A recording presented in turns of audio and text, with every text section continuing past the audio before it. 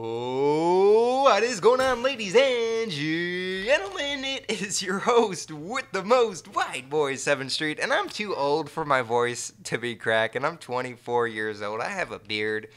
I don't know why that happened, and it's gonna be difficult doing this commentary because I got this big, stupid smile on my face. I'm just so happy to be back, and it's been a while since I did one of these commentaries, and honestly, it helps me talking out loud and talking to you guys, and I'm so thankful anyone is listening right now. So thank you, honestly, for clicking on this video, and hopefully I can help some of you guys out because I've got so many comments and messages and tweets about how do you stay positive no matter what. So we have an inspirational commentary and some inspirational gameplay for you guys today. So you guys have seen my struggle back when I was on food stamps after getting shot in the eye with a BB gun, going through surgery, losing my mom, my dad, both my grandmas, basically my whole family. I was, only child within 2 years.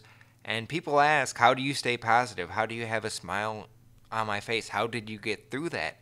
And hopefully this commentary is for you and it can help you get through whatever you're going through. I know I've kind of been dealt a shitty hand, and I was going to say a similar situation, and hopefully you guys aren't going through anything like that because it was really rough on me. But how I got through it, I just remember my mom telling me, always keep the glass half full. You got to stay positive.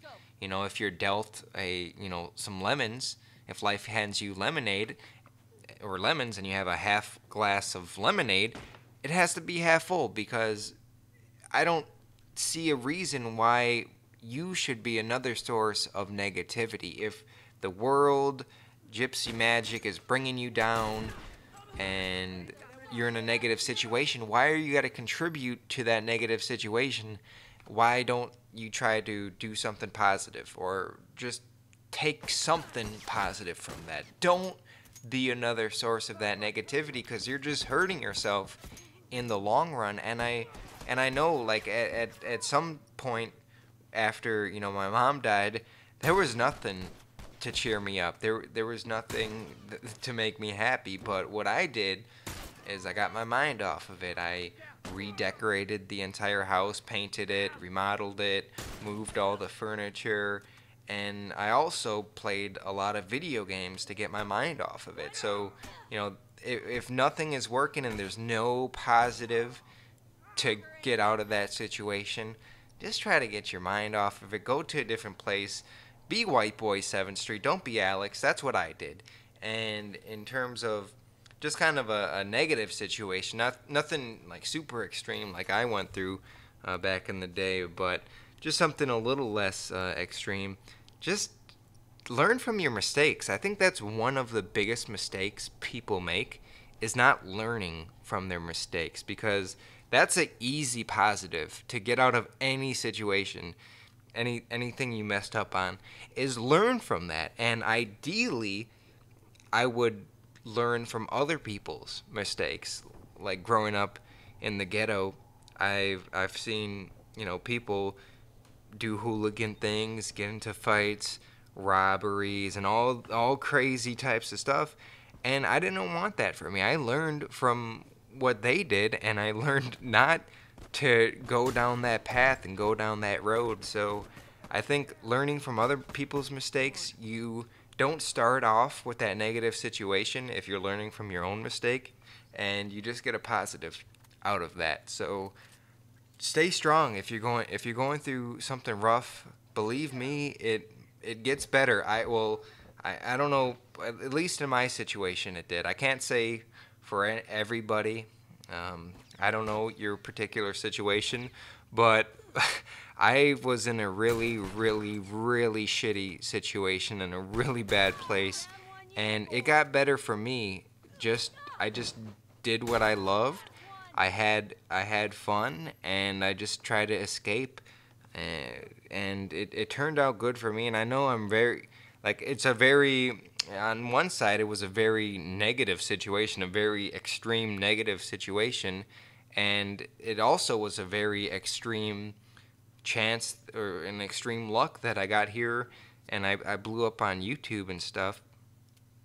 And so it's like there's also karma. I strongly believe in karma, and my mom always did too. And I learned so much from my mom, and I'm so thankful that my mom was a good person and she like truly loved me. Like going back to 7th Street, I would look through like all these pictures, and I always had some smile on my face as a kid, and there's always some cool, fun situation it looked like throughout. I mean, I guess no one's got to take sad pictures, but I've seen just so much, like looking back at the pictures, just so much love for my mom, and I'm glad she was there for me.